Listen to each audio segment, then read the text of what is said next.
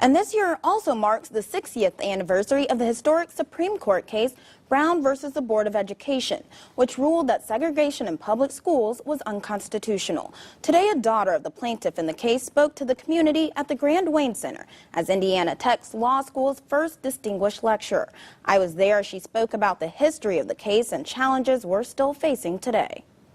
The Brown v. Board was 105 years in the making. Cheryl Brown Henderson spoke to a packed room at the Grand Wayne Center this evening, educating people on the background of the historic Brown versus Board of Education case, known for desegregating public schools in our country. People are misled into thinking that it was something that my father did on his own as an individual action, when in fact, the NAACP as an organization made the decision. Her father, Oliver Brown, was selected to be the namesake of the case, often considered one of the most significant judicial decisions in U.S. history, because he was the only man out of the 13 parents involved.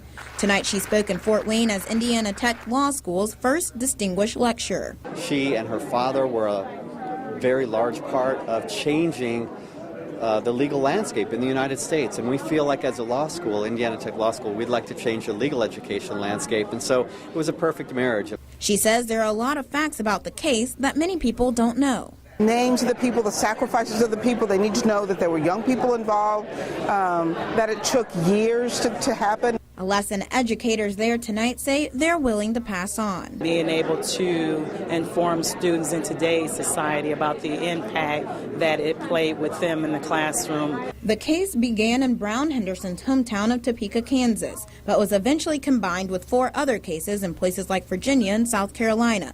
Even though the ruling was a success, there were some difficult consequences. The most challenging thing were educators losing their jobs, because the superintendent at the time told them that if the case was successful, that there wouldn't be enough white parents wanting them to teach their children.